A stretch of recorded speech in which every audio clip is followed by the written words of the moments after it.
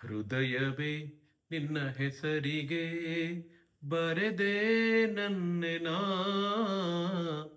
ಅಂತ ಒಂದು famous Kannada song ಇದೆ. ಸೊ ಹೃದಯದ ಬಗ್ಗೆ ಎಷ್ಟು ಮಾಹಿತಿ ತಿಳ್ಕೊಂಡ್ರೂ ಸಾಲದು. ಬನ್ನಿ, ಈ ಸರಣಿಯಲ್ಲಿ ಏನು ವಿಚಾರ ಇದೆ ಅನ್ನೋದನ್ನ ನೋಡೋಣ.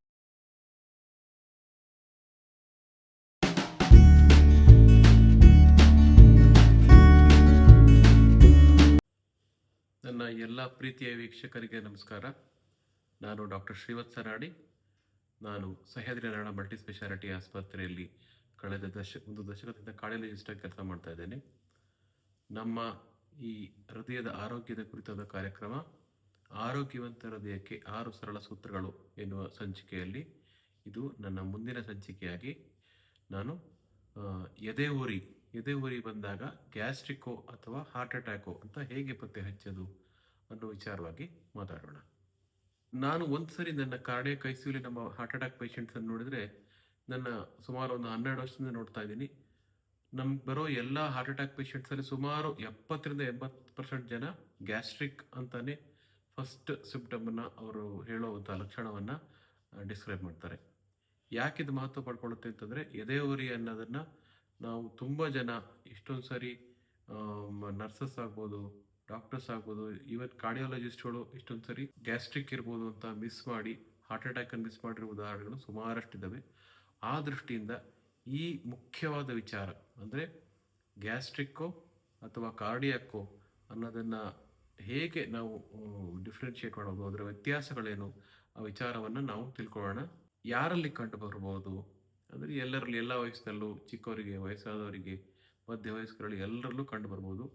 ಅದು ಕಾರ್ಡಿಯಾಕ್ ಇರೋ ಚಾನ್ಸಸ್ ಯಾವಾಗ ಜಾಸ್ತಿ ಅಂತ ನೋಡಿದಾಗ ಅದರಲ್ಲಿ ಕೆಲವು ಲಕ್ಷಣಗಳು ನಮಗೆ ಎದೆ ಉರಿ ಗ್ಯಾಸ್ಟ್ರಿಕ್ಕಾ ಇಲ್ಲ ಕಾರ್ಡಿಯಾಕಾ ಅನ್ನೋದನ್ನು ಹೇಳಲಿಕ್ಕೆ ಹೆಲ್ಪ್ ಮಾಡಿಕೊಡುತ್ತೆ. ಮೊಟ್ಟ ಮೊದಲನೇದಾಗಿ ಎದೆ ಉರಿಯ ಲೊಕೇಶನ್ ಅಂದರೆ ಎಲ್ಲಿ ಕಂಡು ಬರುತ್ತೆ ಅನ್ನೋದು. ಸಾಮಾನ್ಯವಾಗಿ ಈ ಹೊಕ್ಕಳಿನ ಮೇಲ್ಭಾಗದಿಂದ ದವಡೆಯ ತನಕನೂ ಬರೋ ಏನು ಪೇನ್ ಇರ್ತದೆ, ಅದು ಕಾರ್ಡಿಯಾಕ್ ಇರ್ಬೋದು, ಹಾರ್ಟಿಂದ ಇರ್ಬೋದು. ಎಸ್ಪೆಷಲಿ ಅದು ಯಾವುದರಿಂದ ಪ್ರೆಸಿಪಿಟೇಟ್ ಆಗುತ್ತೆ, ಯಾವುದರಿಂದ ಶುರು ಆಗುತ್ತೆ. ಫಾರ್ ಎಕ್ಸಾಂಪಲ್, ಯಾವುದಾದ್ರೂ ಒಂದು ಕೆಲಸ ಮಾಡೋದ್ರಿಂದ, ಒಂದು ಭಾರತ್ ಕೆಲಸ ಮಾಡಿದಾಗ, ಹತ್ಕೊಂಡು ಹೋದಾಗ, ಫಾಸ್ಟಾಗಿ ನಡೆದಾಗ, ಜಾಗಿಂಗ್ ಮಾಡೋ ಟೈಮಲ್ಲಿ, ಆಟ ಆಡೋ ಟೈಮಲ್ಲಿ, ಅಥವಾ ಕೆಲವು ಇಂಟೆನ್ಸ್ ಸ್ಟ್ರೆಸ್ಫುಲ್ ತುಂಬ ಯಾವುದೋ ಮಾನಸಿಕ ಆಘಾತವಾದಂಥ ವಿಚಾರಗಳು ಕೇಳ್ಪಟ್ಟಾಗ ಎದೆ ಉರಿ ಕಂಡು ಬಂದರೆ ಅದು ಹಾರ್ಟಿಂದ ಇರೋ ಚಾನ್ಸಸ್ ಜಾಸ್ತಿ ಇರ್ತದೆ. ಅದೇ ಸಾಮಾನ್ಯವಾಗಿ ಊಟಕ್ಕೆ ರಿಲೇಟೆಡ್, ಅಂದರೆ ಊಟ ಹಸ್ಕೊಂಡಿದ್ದಾಗ ಬರೋದು ಅಥವಾ ಊಟ ಆದ ನಂತರ ಕಂಡು ಬರೋದು, ಇದು ಗ್ಯಾಸ್ಟ್ರಿಕ್ ಆಗಿರೋ ಚಾನ್ಸ್ ಇರ್ತದೆ. ಸೊ ಎದೆ ಉರಿ ಕಂಡು ಬಂದ ಪಕ್ಷದಲ್ಲಿ ಅದು ಎಲ್ಲೆಲ್ಲಿ ಇರ್ತದೆ, ಸಾಮಾನ್ಯವಾಗಿ ಹಾರ್ಟ್ ಒಂದು ಪಾಯಿಂಟಲ್ಲಿ ಸಾಮಾನ್ಯವಾಗಿ ಅದನ್ನು ತೋರಿಸ್ಕೊಳ್ಳಿಕ್ಕೆ ಆಗೋದಿಲ್ಲ. ಅದು ಯೂಶಲಿ ವೇಗ್ ಡಿಸ್ಕಂಫರ್ಟ್, ಅಂದರೆ ಎದೆಯ ಪೂರ ಮಧ್ಯಭಾಗದಲ್ಲಿ ಪೂರ ಕಂಡು ಬರುತ್ತೆ. ಅದೊಂದು ರೀತಿ ಭಾರ ಇಟ್ಟ ಅನುಭವ ಕೊಡುತ್ತೆ, ಅಂದರೆ ಯಾವುದೇ ಕಲ್ಲಿಟ್ಟ ಹಾಗೆ ಅಥವಾ ವಜೆ ಇಟ್ಟ ಹಾಗೆ ಅನ್ಸುತ್ತೆ. ಕೆಲವರಿಗೆ ಉರಿ ಥರ ಕಂಡು ಬರುತ್ತೆ. ಸೊ ಸಾಮಾನ್ಯವಾಗಿ ಒಂದು ಪಾಯಿಂಟಲ್ಲಿ ಅದನ್ನು ಲೋಕಲೈಸ್ ಮಾಡಿ ಒಂದು ಕಡೆ ಇಲ್ಲಿದೆ ಅಂತ ಹೇಳಲಿಕ್ಕೆ ಆಗೋದಿಲ್ಲ. ಈ ರೀತಿ ಫುಲ್ ಒಂದು ಎದೆ ಮಧ್ಯಭಾಗದಲ್ಲಿ ನೋವಿದೆ ಅಂತ ಕಾರ್ಡಿಯಾಕ್ ಪೇಷಂಟ್ಸ್ನ ಹೇಳ್ತಾರೆ. ಅದೇ ರೀತಿಲಿ ಎದೆ ಉರಿನ ರೇಡಿಯೇಟ್ ಆಗೋದು ಅಂದರೆ ಎಲ್ಲೆಲ್ಲಿ ಹೋಗೋದು, ರೇಡಿಯೇಷನ್ ಅಂದರೆ ಪೇನ್ ಅಲ್ಲೇ ಇರ್ತದ ಅಥವಾ ಬೇರೆ ಕಡೆ ಹರಡುತ್ತಾ ಅನ್ನೋದು. ಸಾಮಾನ್ಯವಾಗಿ ಕಾರ್ಡಿಯಾಕಿಂದ ಬರುವಂಥ ಚೆಸ್ಟ್ ಪೇನ್ ಏನಿದೆ ಅದು ಎದೆಯಿಂದ ಶುರುವಾಗಿದ್ದು ಕೆಲವೊಮ್ಮೆ ಎಡಗೈಗೆ ಹೋಗ್ಬೋದು. ಎಡಗೈಗೆ ಸಾಮಾನ್ಯವಾಗಿ ಅದು especially medial side of four arm, ಅಂದರೆ ಕಿರುಬೆರಳಿನ ಸೈಡ್ ಏನಿದೆ ಆ medial side of four arm ಕಡೆ, ಅದು ಆರ್ಮ್ ಮತ್ತು ಫೋರ್ ಆರ್ಮ್ ಕಡೆ ಹೋಗೋದು ಕಾರ್ಡಿಯಾಕ್ ಇರೋ ಚಾನ್ಸಸ್ ಜಾಸ್ತಿ. ಅದು ಕೆಲವೊಮ್ಮೆ ಕೆಲವರಿಗೆ ಬಲದ ಸೈಡಲ್ಲೂ ಸಹ ಕಂಡು ಬರ್ಬೋದು. ಸೊ ಇದು ಬರೀ ಕೆಲವರು ಅನ್ಕೋತಾರೆ ಲೆಫ್ಟ್ ಆರ್ಮಲ್ಲಿ ಎಡಗೈಲಿ ಕಂಡು ಬಂದರೆ ಮಾತ್ರ ಕಾರ್ಡಿಯಾಕ್ ಅನ್ಕೋತಾರೆ. ಆದರೆ ಎಷ್ಟು ಜನಕ್ಕೆ ಎಡಗೈಲಿ ಬರ್ತೋ ಕೆಲವರಿಗೆ ಬಲದ ಕಡೆನೂ ಬರುತ್ತೆ. ಕೆಲವರಿಗೆ ಗಂಟ್ಲು ಉರಿ ಥರ ಕಂಡು ಬರ್ಬೋದು, ಅಂದರೆ ನಡೆದಾಗ, ಎಸ್ಪೆಷಲಿ ಇವೆಲ್ಲ ಸಿಂಪ್ಟಮ್ಸು ಶ್ರಮ ಮಾಡಿದಾಗ ಅಥವಾ ಜೋರಾಗಿ ನಡೆದಾಗ ಎದೆ ಉರಿ ಕಂಡು ಬಂದು, ಅಥವಾ ದವಡೆ ಭಾಗದಲ್ಲಿ, ಗಂಟ್ಲ ಭಾಗದಲ್ಲಿ, ಕೆಲವೊಮ್ಮೆ ಈ ಬೆನ್ನಿನ ಭಾಗದಲ್ಲಿ, ಅಂದರೆ ಎದೆಯ ಎಕ್ಸಾಕ್ಟ್ ಹಿಂದ್ಗಡೆ ಭಾಗದಲ್ಲಿ ಏನಾದ್ರು ನೋವು ಕಂಡು ಬಂದರೆ, ಶ್ರಮ ಮಾಡಿದಾಗ ಇಂಥದ್ದು ಕಂಡು ಬಂದರೆ ಅದು ಕಾರ್ಡಿಯಾಕ್ ಇರೋ ಚಾನ್ಸಸ್ ಜಾಸ್ತಿ. ಸೊ ಎದೆ ಮಧ್ಯಭಾಗದಲ್ಲಿ ಬರೋದು, ಲೆಫ್ಟ್ ಆರ್ಮ್ಗೆ ಅಥವಾ ರೈಟ್ ಆರ್ಮ್ಗೆ ಬರೋದು, ಅಥವಾ ಬ್ಯಾಕ್ ಪೇನ್ ಥರ ಬರೋದು, ಅಥವಾ ದವಡೆ ಥರ ಬರೋದು, ಇದೆಲ್ಲದು ಕಾರ್ಡಿಯಾಕ್ ಸಿಂಪ್ಟಮ್ ಇರ್ಬೋದು. ಇದು ನೀವು ಎಸ್ಪೆಷಲಿ 15 ನಿಮಿಷ ಆದರೂ ಕಡಿಮೆ ಆಗ್ತಿಲ್ಲ ಅಂತ ಅಂದಾಗ ಕಾರ್ಡಿಯಾಕ್ ಇರೋ ಚಾನ್ಸಸ್ ಜಾಸ್ತಿ ಇರುತ್ತೆ. ಇಂಥ ಪಕ್ಷದಲ್ಲಿ ಕೂಡಲೇ ಮೆಡಿಕಲ್ ಕನ್ಸಲ್ಟೇಷನ್ ಮಾಡುವಂಥದ್ದು ಸೂಕ್ತವಾದ ವಿಷಯ. ಎಷ್ಟೊಂದು ಸರಿ ಜನ, ನಾನು ಆಂಟಾಸಿಡ್ ತೊಗೊಂಡೆ, ರ್ಯಾಟ್ಯಾಕು ಅಥವಾ ಯಾವುದೋ ಒಂದು ಪ್ಯಾಂಟಾಪ್ ಮಾತ್ರೆ ತೊಗೊಂಡೆ ಸರ್, ಕಡಿಮೆ ಆಯಿತು, ಮತ್ತೆ ಶುರುವಾಯಿತು ಅಂತ ಹೇಳ್ತಾರೆ. ಒಂದು ವಿಷಯ ನೆನ್ಪಿಟ್ಕೊಳ್ಳಿ, ತುಂಬ ಜನಕ್ಕೆ ಈ ಕನ್ಫ್ಯೂಷನ್ ಇರುತ್ತೆ. ಆಂಟಾಸಿಡ್ಸ್ ತಗೊಂಡಾಗ ಸ್ವಲ್ಪ ಮಟ್ಟಿಗೆ ಕಾರ್ಡಿಯಕ್ ಪೇನ್ ಸಹ ರಿಲೀವ್ ಆದ ಅನಿಸುತ್ತೆ, ಬಟ್ ಮತ್ತೆ ಶುರುವಾಗುತ್ತೆ. ಸೊ ಆ ದೃಷ್ಟಿಯಿಂದ ಆಂಟಾಸಿಡ್ಡಿಂದ ಒಂದು ಪೇನ್ ರಿಲೀವ್ ಆಯಿತು ಅಂತಂದರೆ ಅದು ಕಾರ್ಡಿಯಾಕಿಂದ ಅಲ್ಲ ಅಂತ ಹೇಳೋಕ್ಕಾಗೋದಿಲ್ಲ. ಸೊ ಆಂಟಾಸಿಡ್ಡಿಂದ ರಿಲೀವ್ ಆದರೆ ಅದು ಗ್ಯಾಸ್ಟ್ರಿಕ್ ಇರ್ಬೋದು, ಕಾರ್ಡಿಯಾಕ್ ಇರ್ಬೋದು. ಸೊ ಕಾರ್ಡಿಯಾಕ್ ಇರೋ ಚಾನ್ಸಸ್ ಇದ್ದೇ ಇರ್ತದೆ, ಅದನ್ನು ಮರಿಬಾರ್ದು.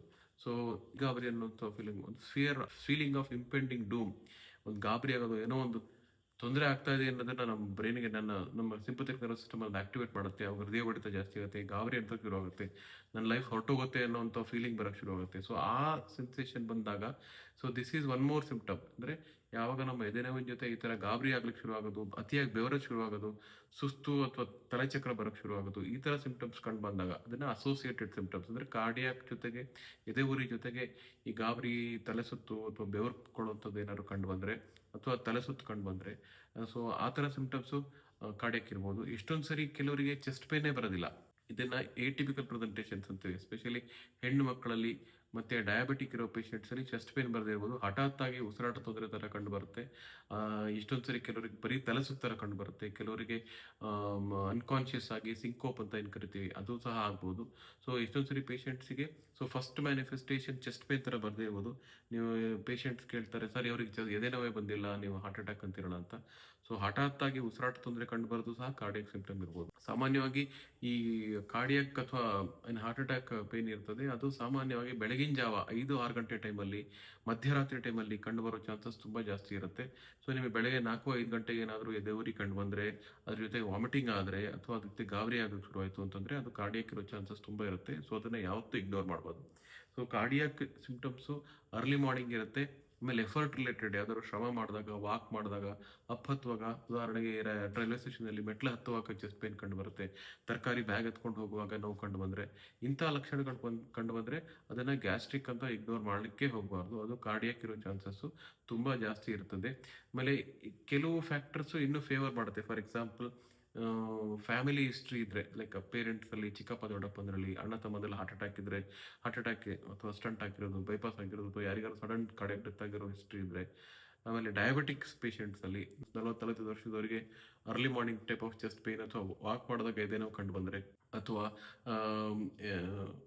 ಸ್ಮೋಕರ್ಸು, ಸಿಗರೆಟ್ ಸ್ಮೋಕಿಂಗ್ ಪೇಷಂಟ್ಸಲ್ಲಿ, ಆ ಡಯಾಬಿಟಿಸ್ ಇರೋ, hypertension, high B P ಇರೋಂಥ ಪೇಷಂಟ್ಸು, ಅಥವಾ ಹೈ ಕೊಲೆಸ್ಟ್ರಾಲ್ ಇರೋ ಪೇಷಂಟ್ಸು, ಸೊ ಇಂಥವರಲ್ಲಿ ಚೆಸ್ಟ್ ಪೇನ್ ಅಂತ ಕಂಡು ಬಂದಾಗ ಅದು ಗ್ಯಾಸ್ಟ್ರಿಕ್ಕಿಂತ ಜಾಸ್ತಿ ಕಾರ್ಡಿಯಾಕ್ ಇರೋ ಚಾನ್ಸಸ್ಸು ಜಾಸ್ತಿ ಇರುತ್ತೆ. ಸೊ ಈ ವಿಷಯಗಳ, ಈ ಕೆಲವು ಸಿಂಪ್ಟಮ್ಸ್ ಮೆನಿ ಎ ಟೈಮ್ಸ್ ನಾವು ಸಹ ಹೇಳಿದಾಗೆ ಎಷ್ಟೊಂದು ಸರಿ 100ರಲ್ಲಿ ಒಂದು 10% ಜನ ಮಿಸ್ ಆಗಿಬಿಡ್ತಾರೆ. ಕಾರ್ಡಿಯಾಕ್ ಪೇಷಂಟ್ಸ್ ಸಹ ಮಿಸ್ ಆಗಿ ಮನೆಗೆ ಹೋಗಿ ತೊಂದರೆಗಳ ಉದಾಹರಣೆಗಳು ಸುಮಾರಷ್ಟು ಇದ್ದಾವೆ.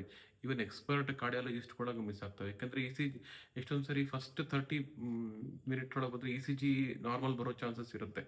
Up to 30% of E C Gs, 100ರಲ್ಲಿ 30 ಭಾಗ ಜನಕ್ಕೆ ಹಾರ್ಟ್ ಅಟ್ಯಾಕ್ ಆದಾಗ ಇ ಸಿ ಜಿ ಸಹ ನಾರ್ಮಲ್ ಆಗಿ ಕಂಡು ಬರ್ಬೋದು. ಸೊ ಅವ್ರಿಗೆ ಏನು ಮಾಡ್ತೀವಿ ನಾವು ಅಂದರೆ, ಎಸ್ಪೆಷಲಿ ಈ ಥರ ಹೈ ಪ್ರೊಬಬಿಲಿಟಿ ಇದ್ದರೆ, ಡಯಾಬಿಟಿಕ್ ಪೇಷಂಟ್ ಆಗ್ಬೋದು, ಅಥವಾ ಕಾರ್ಡಿಯಾಕ್ ಹಿಸ್ಟ್ರಿ ಫ್ಯಾಮಿಲಿ ತುಂಬ ಸ್ಟ್ರಾಂಗ್ ಆಗಿದ್ರೆ ಅಂಥವ್ರು ಏನು ಮಾಡ್ತೀವಿ, ವೆಯ್ಟ್ ಮಾಡಿ, ಹೋಗಬೇಡಿ, ಒಂದು 1 ಅವರ್ ಅಥವಾ 2 ಅವರ್ಸ್ ಬಿಟ್ಟು ಮತ್ತೆ ಇ ಸಿ ಜಿ ರಿಪೀಟ್ ಮಾಡಿ, ಮತ್ತೆ ಹಾರ್ಟ್ ಅಟ್ಯಾಕಿಂದ ಕೆಲವು ಟೆಸ್ಟ್ ಇರ್ತವೆ, ಡ್ರಾಪರಿನ್ ಅಂತ, ಇಕೋ ಅಂತ, ಇದನ್ನೆಲ್ಲ ಮಾಡಿಸ್ಕೊಂಡು ಹೋಗಿ ಅಂತ ಹೇಳ್ತೀವಿ.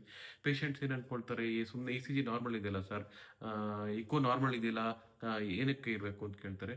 ಇದೇ ಅಂದರೆ ನೀವು ಫುಲ್ ಬ್ಲೋನ್ ಹಾರ್ಟ್ ಅಟ್ಯಾಕ್ ಆಗೋದನ್ನು ಮೊದಲೇ ಪತ್ತೆ ಹಚ್ಚಬೇಕು ಅಂತಂದರೆ, ಸೀರಿಯಲ್ ಇ ಸಿ ಜಿಸ್ ಮಾಡೋದ್ರಿಂದ, ಟ್ರಾಪನಿನ್ ಟೆಸ್ಟ್ ಮಾಡೋದ್ರಿಂದ, ಮತ್ತು ಇಕೋ ಮಾಡೋದ್ರಿಂದ ಅದನ್ನು ಎಷ್ಟೊಂದು ಸರಿ ನಾವು ಕ್ಯಾಟಸ್ಟ್ರೋಫಿಕ್, ಕೆಲವೊಂದು ಸರಿ ಅದು ಫೇಟಲ್ ಆಗಿಬಿಡುತ್ತೆ, ಎಷ್ಟೊಂದು ಸರಿ ಸಾವನ್ನು ಕೂಡ ತಂದುಕೊಡ್ಬೋದು. ಆದ್ದರಿಂದ ಚೆಸ್ಟ್ ಪೇನ್, ಯಾವುದೇ ಒಂದು ಎದೆ ನೋವು ಕಂಡು ಬಂದರೆ ಅದನ್ನು ಯಾವಾಗಲೂ ಕಾರ್ಡಿಯಾಕ್ ಅಂತಲೇ ಕನ್ಸಿಡರ್ ಮಾಡಬೇಕು. ಕಾರ್ಡಿಯಾಕ್ ಅಲ್ಲ ಅಂತ ನೀವು 100% ಶ್ಯೂರ್ ಆದ ನಂತರ ಬೇರೆ ಗ್ಯಾಸ್ಟ್ರಿಕ್ ಆಗ್ಬೋದು ಅಥವಾ ಇನ್ನೊಂದು ಯಾವ್ದಾದ್ರು ಆಗ್ಬೋದು ಅಂತ ನಾವು ನೋಡಬೇಕಾಗತ್ತೆ. ಕೆಲವು ಪ್ರೊಬಬಿಲಿಟೀಸ್, ಕೆಲವು ಥರ ಚೆಸ್ಟ್ ಪೇನ್ಗಳು ಕಾರ್ಡಿಯಾಕ್ ಇರೋ ಚಾನ್ಸಸ್ ಕಡಿಮೆ ಇರುತ್ತೆ. ಯಾವುದು? ಉದಾಹರಣೆಗೆ, ಒಂದೇ ಒಂದು ಪಾಯಿಂಟಲ್ಲಿ ನಿಮಗೆ, ಉದಾಹರಣೆಗೆ ಒಂದೇ ಒಂದು ಪಾಯಿಂಟಲ್ಲಿ ಚೆಸ್ಟ್ ಪೇನ್ ಬರ್ತಾ ಇದೆ, ಉಸಿರು ಎಳ್ಕೊಂಡಾಗ ಬರುವಂಥ ಚೆಸ್ಟ್ ಪೇನ್, ಉಸಿರು ಜೋರಾಗಿ ಎಳ್ಕೊಂಡ್ರೆ ಅಥವಾ ಕೆಮ್ಮಿದಾಗ ಒಂದು ಕಡೆ ನೋವು ಬಂದರೆ ಅದು ನ್ಯೂಮೋನಿಯಾ ಅಥವಾ ಲಂಗ್ಸಲ್ಲಿ ಇನ್ಫೆಕ್ಷನ್ ಆಗುತ್ತೆ, ಅದರಿಂದ ಕಂಡು ಬರುವಂಥ ಪ್ಲೂರಿಟಿ ಟೈಪ್ ಚೆಸ್ಟ್ ಪೇನ್. ಇನ್ನೊಂದು ಅಂತ ಹೇಳಿದ್ರೆ radicular type of chest pain, cervical spondylosis ಅಂತ ಕರಿತೀವಲ್ಲ, ಅವ್ರಿಗೆ ಕಂಡು ಬರುವಂಥ ಚೆಸ್ಟ್ ಪೇನು, ಅದು ಕತ್ತಿನ ಭಾಗದಿಂದ ಶುರುವಾಗಿ ಈ ಸಾಮಾನ್ಯವಾಗಿ ಲ್ಯಾಟ್ರಲ್ ಸೈಡ್ ಅಂದರೆ ಹೆಬ್ಬೆಟ್ಟಿನ ಕಡೆ ಹೋಗುತ್ತದು. ನಾನು ಹೇಳಿದಾಗ ಕಾರ್ಡಿಯಾಕ್ ಆದರೆ ಅದು ಕಿರುಬೆರಳಿನ ಕಡೆ, ಮೀಡಿಯಲ್ ಸೈಡ್ ಕಡೆ ಹೋಗುತ್ತೆ. ಅದೇ ರ್ಯಾಡಿಕ್ಯುಲರ್ ಟೈಪ್ ಚೆಸ್ಟ್ ಪೇನ್ ಸಾಮಾನ್ಯವಾಗಿ ಥಂಬ್ ಸೈಡ್ ಎಡಭಾಗದ ಕಡೆ ಹರಡುತ್ತೆ, ಕರೆಂಟ್ ಹೊಡೆದ ಫೀಲಿಂಗ್ ಇರುತ್ತೆ. ಸೊ ಅದು ಮೋರ್ ಆಫ್ ಸರ್ವೈಕಲ್ ಸ್ಪಾಂಡಿಲೋಸಿಸ್ ಇರೋ ಚಾನ್ಸಸ್ ಜಾಸ್ತಿ ಇರುತ್ತೆ. ಆಮೇಲೆ ಇನ್ನೊಂದು ಹೇಳಿದ್ರೆ ಅಸಿಡಿಟಿ ಅಂತ ಆದರೆ ಫುಡ್ ರಿಲೇಟೆಡ್ ಇರ್ಬೋದು. ಗ್ಯಾಲ್ ಬ್ಲಾಡರ್ ಕೆಲವೊಮ್ಮೆ ಪಿತ್ತಕೋಶದಲ್ಲಿ ಕಲ್ಲಿದ್ರು ಸಹ ಅದು ಎದೆ ನೋವು ಥರ ಬರ್ಬೋದು. ಇನ್ನು ರೇರ್ಲಿ ಕೆಲವೊಮ್ಮೆ ಅಯೋಟಿಕ್ ಡಿಸೆಕ್ಷನ್ ಅಂತ ಕರಿತೀವಿ, ತುಂಬ ಅದೆಲ್ಲ ಭಾರಿ ಡೇಂಜರಸ್ ಡಿಸೀಸಸ್. ಅದು ಚೆಸ್ಟ್ ಪೇನ್ ಅಂತ ಬರ್ತಾರೆ, ಎಲ್ಲ ಟೆಸ್ಟ್ಗಳು ECG, ಎಕೋ, CT ಆಂಜಿಯೋಗ್ರಾಮು, ಅವರಿಗೆ ಎಂಡೋಸ್ಕೋಪಿ, ಅಲ್ಟ್ರಾಸೌಂಡ್, ಪಿತ್ತಕೋಶಕ್ಕೆ ಎಲ್ಲ ಸ್ಕ್ಯಾನ್ಗಳು ನಾರ್ಮಲ್ ಇರುತ್ತೆ. ಅಂಥವ್ರಿಗೆ ಸಾಮಾನ್ಯವಾಗಿ ಉದ್ವೇಗದ ಕಾಯಿಲೆ ಅಥವಾ ಏನು ಮಾನಸಿಕ ಉದ್ವೇಗ ಇರೋ ಚಾನ್ಸಸ್ ಇರುತ್ತೆ. ಸೊ ಇದನ್ನ ನೀವು ಎಕ್ಸ್ಪರ್ಟ್ ಒಪಿನಿಯನ್ ತಗೊಂಡು ಕಾರ್ಡಿಯಾಕ್ ಅಥವಾ ಬೇರೆ ಯಾವುದೇ ತೊಂದರೆ ಇಲ್ಲ ಅಂತ ಅನ್ಕೊಂಡ ನಂತರ ನೀವು ತಕ್ಕ ವೈದ್ಯರನ್ನ ಕನ್ಸಲ್ಟ್ ಮಾಡಿ ಅದಕ್ಕೆ ತಕ್ಕಂಥ ಟ್ರೀಟ್ಮೆಂಟ್ ತಗೋಬೇಕಾಗುತ್ತೆ. ಬಟ್ ಒಂದು ವಿಷಯ ನೆನ್ಪಿಟ್ಕೊಳ್ಳಿ, ಯಾವತ್ತೇ ಎದೆ ನೋವು ಕಂಡು ಬಂದ್ಲಿ, ಎದೆವರಿ ಕಂಡು ಬಂದರೆ ಅದನ್ನ ಗ್ಯಾಸ್ಟ್ರಿಕ್ ಅಂತ ಇಗ್ನೋರ್ ಮಾಡಿ ರ್ಯಾಂಟ್ಯಾಕ್ ತಗೊಂಡು ಅಥವಾ ಯಾವುದೋ ಒಂದು ಬೇರೆ ಮಾತ್ರೆ ತಗೊಂಡು ಮಲ್ಕೊಂಡ್ರೆ ಕೆಲವೊಂದ್ಸರಿ ತುಂಬ ಡೇಂಜರಸ್, ಈವನ್ ಜೀವಕ್ಕೆ ಕೂಡ ತೊಂದರೆ ಆಗ್ಬೋದು. ಇದನ್ನು ಹೆದರಿಸ್ತಾ ಇದ್ದೀನಿ ಅಂತ ಹೇಳ್ತಾ ಇಲ್ಲ, ಬಟ್ ಇದು ನಾವು ದಿನನಿತ್ಯ ನೋಡುವಂಥ ವಿಚಾರ. ಇದು ನಾನು ಹೇಳಿದಾಗ 100ರಲ್ಲಿ 70% ಜನ ಕಾರ್ಡಿಯಾಕ್ ಪೇಷಂಟ್ಸು ಫಸ್ಟ್ ಗ್ಯಾಸ್ಟ್ರಿಕ್ ಅಂತಲೇ ಅಂದ್ಕೊಂಡಿರ್ತಾರೆ. ಈವನ್ ಅವರ ಫಿಸಿಷಿಯನ್ಸ್ ಕೂಡ ಕೆಲವೊಮ್ಮೆ ಕನ್ಫ್ಯೂಸ್ ಮಾಡ್ಕೊಳ್ಳೋ ಚಾನ್ಸ್ ಇರುತ್ತೆ. ಸೊ ಆ ದೃಷ್ಟಿಯಿಂದ ಈ ವಿಚಾರವನ್ನು ನೀವು ಸಾಧ್ಯ ಆದಷ್ಟು ಯಾವತ್ತೂ ಮರಳಿಕ್ಕೆ ಹೋಗಬೇಡಿ. ಸೆಂಟ್ರಲ್ ಚೆಸ್ಟ್ ಪೇನ್, ಎದೆ ಮಧ್ಯಭಾಗದಲ್ಲಿ ಕಾಣೋ ಚೆಸ್ಟ್ ಪೇನು ಇಲ್ಲಿ ಎಡಕ್ಕೆ ಅಥವಾ ಬಲಭಾಗಕ್ಕೆ ಹರಡುತ್ತದು, ದವಡೆ ಭಾಗಕ್ಕೆ ಹರಡುತ್ತೆ, ಓಡಾಡಿದಾಗ ಜಾಸ್ತಿ ಆಗುತ್ತೆ, ಗಾಬರಿ ಅಥವಾ ಬೆವರಿಂದ ಕೂಡಿರುವಂಥದ್ದು, 10-15 ನಿಮಿಷಕ್ಕಿಂತ ಹೆಚ್ಚಿಗೆ ಬರುವಂಥದ್ದು. ಸೊ ಈ ಥರ ವಿಚಾರಗಳು ಕಂಡು ಬಂದು ಎಸ್ಪೆಷಲಿ ಫ್ಯಾಮಿಲಿ ಹಿಸ್ಟ್ರಿ ಎಲ್ಲ ಇದ್ದರೆ ಅದನ್ನು ಯಾವಾಗಲೂ ಕಾರ್ಡಿಯಾಕ್ ಅಂತಲೇ ಅನ್ಕೋಬೇಕು. ರಿಪೀಟೆಡ್ಲಿ ಎಷ್ಟೊಂದು ಸರಿ ನಾವು ECG, ಎಕೋ, ಟ್ರಾಪಲಿನ್ ಟೆಸ್ಟ್ಗಳು ಮಾಡಿನೋ ಫಸ್ಟ್ ನಾರ್ಮಲ್ ಬರುತ್ತೆ. ಸೊ ಸೀರಿಯಲಿ ಅಡ್ಮಿಟ್ ಮಾಡಿಕೊಂಡು 6 to 8 hours, 6-8 ತಾಸು ಪೇಷಂಟನ್ನು ಹಾಸ್ಪಿಟಲ್ ಇಟ್ಕೊಂಡು ಅದು ಶೋರ್ ಆದಾಗ ಮಾತ್ರ ಮನೆಗೆ ಕಳಿಸ್ತೀವಿ. ಸೊ ಈ ವಿಚಾರಗಳನ್ನ ಯಾವಾಗ ತಿಳ್ಕೊಂಡಿರಿ. ಯಾವತ್ತು ನಾವು ಈ ವಿಷಯದ ಬಗ್ಗೆ ಹೆಚ್ಚು ತಿಳ್ಕೊಂಡು ಜಾಗರೂಕರಾಗಿರೋದು ಒಳ್ಳೆಯದು. ನಿಮಗಲ್ಲದೆ ಇದ್ರೂ ನಿಮ್ಮ ಫ್ರೆಂಡ್ಸಿಗೋ ಅಥವಾ ರಿಲೇಟಿವ್ಸ್ಗೂ ಈ ತೊಂದರೆ ಕಂಡು ಬರ್ಬೋದು. ಸೊ ಆ ಥರ ಬಂದಾಗ ಈ ಡಾಕ್ಟರ್ಸ್ನ ಕನ್ಸಲ್ಟ್ ಮಾಡಿ, ತಕ್ಕಂಥ ಸ್ಪೆಷಲಿಸ್ಟ್ಗಳನ್ನ ಕನ್ಸಲ್ಟ್ ಮಾಡಿ ಅದನ್ನು ಕಾರ್ಡಿಯಾಕ್ ಅಲ್ಲ ಅಂತ ಶೋರ್ ಆದ ನಂತರ ನೀವು ಮನೆಗೆ ಹೋಗಬೇಕಾಗುತ್ತೆ. ಖಂಡಿತವಾಗ್ಲೂ ಚೆಸ್ಟ್ ಪೇನನ್ನು ಯಾವತ್ತೂ ಇಗ್ನೋರ್ ಮಾಡಬಾರ್ದು. ಇನ್ನು ಯಾವುದೇ ವಯಸ್ಸು, ನಾನು ನೋಡಿರೋ 16 ವರ್ಷದಿಂದ ಹಿಡಿದು ಶತಾಯುಷಿಗಳಿಗೂ ಸಹ ಹಾರ್ಟ್ ಅಟ್ಯಾಕ್ ಆಗುತ್ತೆ. ಎಲ್ರಿಗೂ ಹಾರ್ಟ್ ಅಟ್ಯಾಕ್ ಆಗುತ್ತೆ, ಗಂಡು ಹೆಣ್ಮಕ್ಳು ಎಲ್ಲರಿಗೂ ಆಗ್ಬೋದು. So cardiac causes of chest pain ಯಾವುದಿರ್ಬೋದು, ಹೇಗೆ ಬರುತ್ತೆ, ಈ ವಿಚಾರಗಳನ್ನ ನಾನು ಸಿಂಪಲ್ ಆಗಿ ಹೇಳಲಿಕ್ಕೆ ಇಷ್ಟಪಡ್ತೀನಿ. ಸೊ ನನ್ನ ಈ ಆರೋಗ್ಯವಂತ ಹೃದಯಕ್ಕೆ 6 ಸರಳ ಸೂತ್ರಗಳು ಅನ್ನೋ ಶೀರ್ಷಿಕೆಯಲ್ಲಿ ಇದನ್ನು ಮಾಡ್ತಾ ಇದ್ದೀನಿ. ಇದರಲ್ಲಿ ನಾನು ಹಿಂದಿನ ಸಂಚಿಕೆಯಲ್ಲಿ ವ್ಯಾಯಾಮ ಮತ್ತು ಕೆಲವುದರಲ್ಲಿ ನ್ಯೂಟ್ರಿಷನಲ್ಲಿ ನಾನು ಕಾರ್ಬೋಹೈಡ್ರೇಟ್ಸ್ ಬಗ್ಗೆ ಪ್ರೀವಿಯಸ್ಲಿ ಮಾತಾಡಿದ್ದೆ.